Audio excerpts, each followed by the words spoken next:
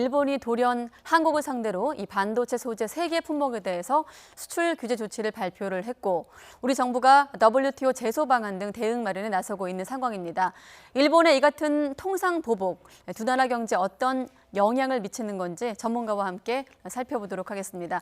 김동환 대한금융경제연구소 소장과 함께하겠습니다. 네, 안녕하십니까? 네, 안녕하세요. 네, 일단 며칠 안 이어진 내용이기 때문에 좀 본격적인 내용 나누기 전에 조금 전에 이제 들어온 소식들에 의하면 추가 방안을 좀 더 그 대상 품목을 추가적으로 좀 늘리는 방안을 일본에서 검토하고 있다 이런 소식이 들려오고 있는데 가능성 어느 정도라고 보십니까? 가능성이 있겠죠.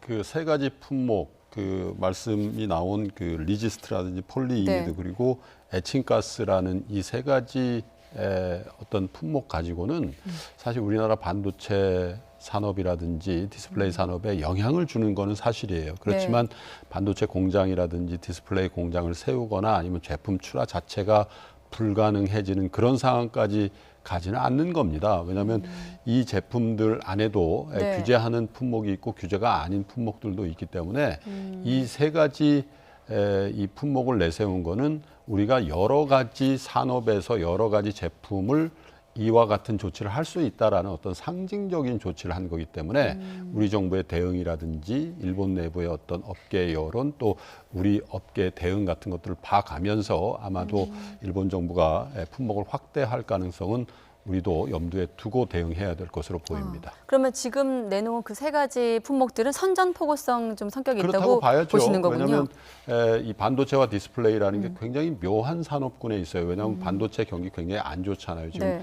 거의 한 1년 전에 비해서 반도체 가격이 절반보다도 더 많이 빠져 있는 상황이고요.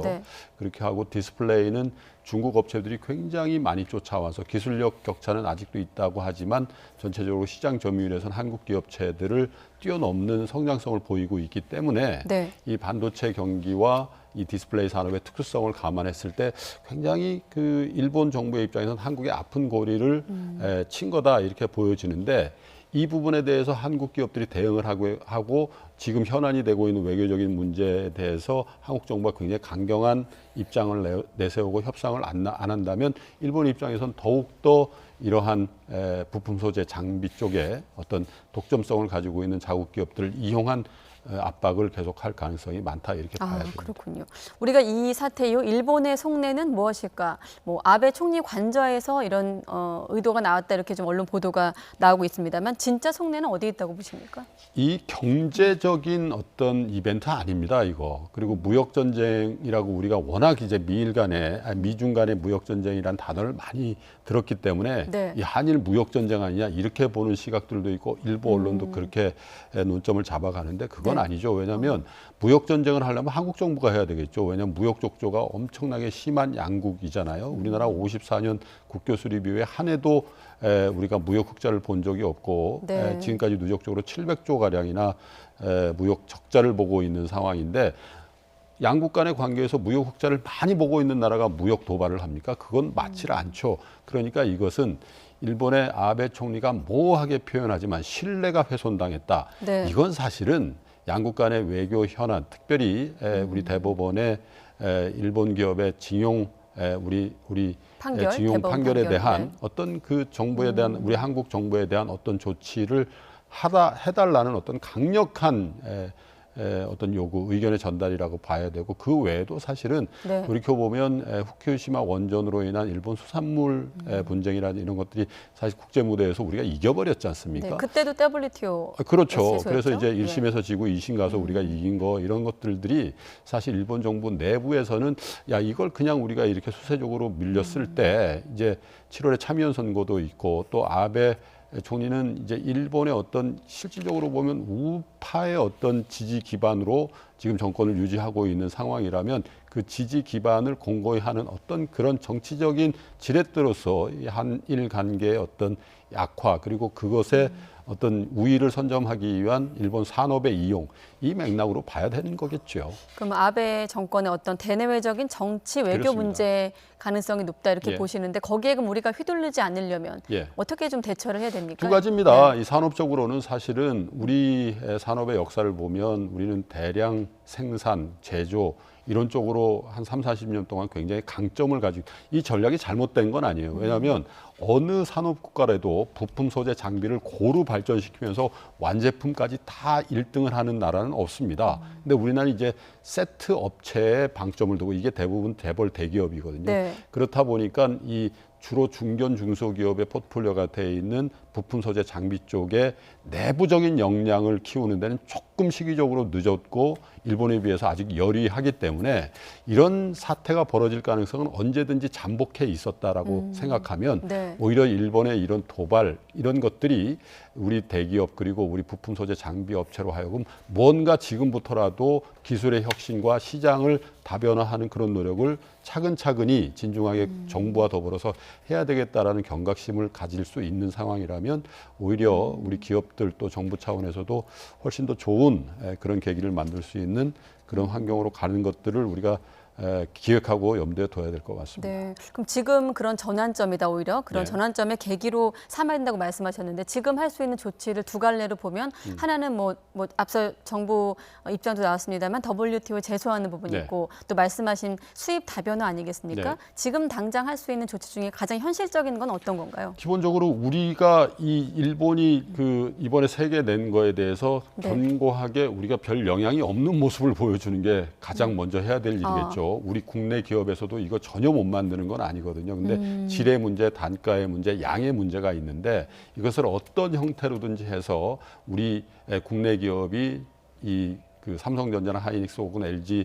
디스플레이에 납품을 할 수 있는 양을 좀 늘리는 것과 동시에 네. 미국 기업이나 유럽 기업 쪽에 다변화하는 모습을 보여주면서 세계 품목에 대해서 별 문제 없는데 이렇게 하는 모습을 보여줬을 때 일본은 당황하게 되지 않겠습니까? 그렇다고 해서 그것을 100종목, 200종목 이렇게 할 수는 없습니다. 왜냐하면 일본 부품 소재 장비 업체가 무너지는 꼴이 될 테니까요. 네. 그래서 순차적으로 2개, 3개 나오는 것들을 우리가 잘 대응을 하게 되면은 시간은 우리 편일 수 있다. 그러나 과연 우리 업체에서 그 정도 준비가 되어 있는지는 퀘션 마크예요. 그렇지만 정부 차원에서 또 대기업 차원에서 어떤 유기적인 협조 관계를 한다면 슬기롭게 대처할 수 있다 이렇게 생각이 들고요. 네, 지금 마침 또 교수님과 얘기하고 있는데 국회에서 2시부터 현안 보고가 있습니다. 외교부 이번 통상 보고 관련된 질의가 잇따르고 있고 강경화 장관의 모습도 보이고 있는데 일단 여당은 일본이 협약을 위반했다 이렇게 비판을 하고 있고 야당은 예견된 상황인데도 대처가 미흡했다고 질타를 하고 있거든요. 좀 만약에 비판적인 시각에서 본다면 어떤 좀 점을 비판할 수 있을까요? 뭐 야당 입장에서는 저렇게 주장할 수 있을 거예요. 네. 그런데 두 가지 생각을 해야 될 겁니다. 일본이 그 예를 들면 공개적으로 저런 일을 하고 있지 않은데 우리가 공개적으로 무슨 대응을 할 수 있었겠냐 이런 생각. 물론 청와대 내부에서라든지 강경화 장관이라는 산업부 차원에서 어떤 정부 차원에서 수기를 네. 할 수 있고 대응을 내부적으로 했을 가능성은 있을 겁니다. 그렇지만 그것을 일본이 어떤 조치를 하지도 않았는데 우리가 이러한 대응을 하고 있다라고 해야 될 이유는 없는 거고요. 또 네. 하나 야당의 입장에서 정부의 조치가 미흡했다라고 주장은 할 수 있습니다. 그러나 이것이 일본이라는 카운터 파티가 있기 때문에 일본의 어떤 대응에 대해서 우리 내부로도 어떤 측면에서는 정부를 도와주고 어떤 측면에서는 정부를 따끔하게 일깨워주는 그런 야당의 역할이 지금 굉장히 필요한 상황이다. 우리가 이걸 뭐 전쟁으로까지는 얘기하기 좀 어렵습니다만 네. 양극 간의 첨예한 문제라면 도울 건 돕고 비판할 건 비판하는 그런 투 트랙의 전략이 야당으로서도 필요한 거 아닌가 그런 생각이 드네요. 마침 또 현안 보고가 있어서 관련 질문을 네. 드렸고요. 자, 앞서 말씀하신 대목 중에 일본을 당황시키게 하는 차분한 전략이 필요하다는 말씀이 귀에 들어오는데 지금 보면 일본 기업들, 소재 기업들도 자충수가 될 수도 있다, 네. 부메랑이 될 수도 있다 이런 부분들도 있거든요. 왜 그런 건가요? 일본의 언론들도 줄로 날려요. 이게 첫 번째 보도한 네. 그 언론 같은 경우는 극우적인 그런 성격의 언론이라고 알려져 있고 비교적 중간 혹은 네.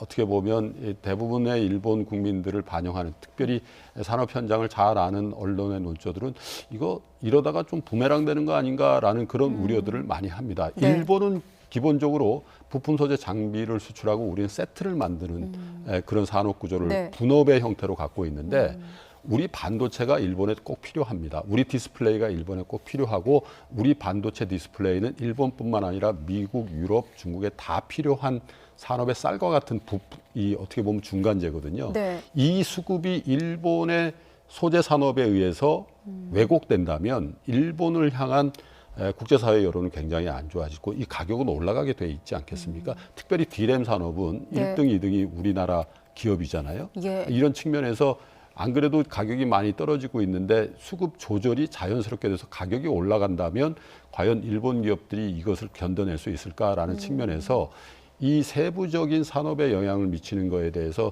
일본 내에서도 굉장히 걱정이 많고 자성론도 있을 겁니다. 그렇기 때문에 제가 말씀드린 것처럼 우리 정부 단에서나 우리 기업들, 우리 네. 국민들의 반응이 굉장히 의연하기도 하면서 효과적이라면 일본 내부의 여론은 훨씬 더 일본 정부 혹은 아베 총리에 대해서 네. 이게 맞는 거냐라는 문제 제기가 확산될 거고 선거가 이제 임박해 가기 때문에 네. 그런 역풍을 맞는다면 아베 총리로서도 이런 외교적인 어떤 과도한 어떤 움직임에 대한 부담이 스스로도 느껴질 거고 당내에서도 그런 여론이 확대된다면 오히려 우리 쪽에 훨씬 더 유리한 국면도 이루어질 그렇군요. 수 있다라고 보여집니다. 뭐 조금 쉬운 표현으로 이걸 장사라고 표현을 한다고 하면 우리가 지금 일본에서 의존도가 높은 품목들인데 다른 나라에서 좀 사올 수 있는 나라는 어떤 나라들이 있습니까? 품목별로 많이 네. 있습니다. 예. 예를 들면 미국에서도 우리가 가지고 올 수도 있고 네덜란드를 비롯한 독일 기업들도 있어요. 그리고 말씀드린 것처럼 네. 우리 기업들에게서도 전혀 생산이 불가능한 품목이 전부 다가 있는 건 아니고 일부 품목은 우리 기업들도 준비가 돼 있고 납품을 실제로 소량이나마 하고 있는 기업들도 있기 때문에 네. 기본적으로 일본의 입장에서도 어떤 소재라든지 부품을 공급 안 했을 때 한국의 반도체 공장이라든지 디스플레이 공장이 올 스톱되는 상황이 된다. 이거를 노리진 않았을 겁니다. 이렇게 되면 네. 이거는 국제적인 그 어떻게 보면 서플라이 체인에서 일본 때문에 뭔가 굉장히 큰 문제가 일으켜졌다라고 하는데 지금 사실 지난주 말에 G20 정상회담이 일본의 오사카에서 열렸지 않습니까? 네. 일본이 의장국이었어요. 그 주제가 뭐였냐면 전 세계 자유무역을 공정무역을 해보자. 외쳤죠. 공정무역 해보자. 네. 거기에서 보호무역 이 배제라는 단어를 꼭 넣자라고 주장했던 건데 트럼프 대통령 때문에 못한 거 아닙니까? 네. 그래서 또 내년에 올림픽을 앞두고 있어요. 이런 여러 가지 국제사회의 부정적인 스포트라이트를 받기를 원치는 않을 겁니다. 그래서 어떻게 보면 추가적인 어떤 제재가 나오더라도 아주 치명적으로 해서 우리 반도체 공정이라든지 여타의 산업이 스톱돼서 국제적인 어떤 그 중간재 산업의 유통 자체가 문제가 되는 그 국면까지는 일본 정부에서도 굉장히 힘든 결정이 될 거라고 저는 보여집니다. 네, 관련해서 지금 정부에서 나온 조치는 당정청이 지금 대응 방안을 논의해서 뭐 매년 1조 원 정도의 관련 산업에 투자를 하겠다 이런 방안을 내놨는데 어떤 처방이라고 보십니까? 그런 잘하는 처방들은? 거라고 봅니다. 그리고 우리 대기업들도 납품 관계에 있는 1, 2차 벤더 중에 소재, 부품, 장비 업체를 하고 있는 쪽에 뭐 이 시장 논리로 이 시장 논리에 반하는 정도의 지원을 할 수는 없겠죠. 그렇지만 이런 긴급한 상황에서는 장기적인 안목에서 그들 중소기업들을 이렇게 조금 더 여유 있게 그리고 자체적인 R&D를 훨씬 더 강화하는 노력들을 정부와 함께 해가면서 이 국면에서 우리 부품 소재 장비 산업을 한 단계 또 일본에 버금갈 수 있도록 진흥할 수 있는 그런 전략들을 같이 세워야 된다고 봅니다. 네, 뭐 일단 뭐 저희 언론을 통해서는 당정청 대응 방안이라든지 뭐 정부의 WTO 제소 법률 검토 이런 부분들이 보도되고 있습니다만 SNS를 중심으로는 불매 운동도 지금 펼쳐지고 있습니다. 일본 맥주 마시지 말자, 뭐 자동차도 사지 말자 이런 얘기가 나오는데 이번 그 갈등 국면에서 좀 도움이 되는 움직임인가요? 글쎄요, 우리가 이 사드 문제가 벌어졌을 때도 그렇고 네. 여러 가지 국가 큰 나라들과의 어떤 외교 현안이라는 게 벌어졌을 때 항상 우리는 피해만 봤잖아요. 근데 실제로요, 우리 국민들이 일본에 가는 관광객이 일본 사람들이 우리 찾는 관광객보다 거의 2배가 되고 있어요, 현재. 예전에는 반대였거든요. 네. 그래서 사실은 우리 젊은 분들을 중심으로 해서 이 반일 감정이라는 게 굉장히 많이 고양이 되는데 정부가 그걸 표면적으로 부추길 필요는 없습니다. 그래서도 네. 안 되고. 왜냐하면 그렇게 하면은 나중에 어떤 그 WTO라는 이런 데 가서 우리한테 조금 부정적인 영향을 줄 수 있거든요.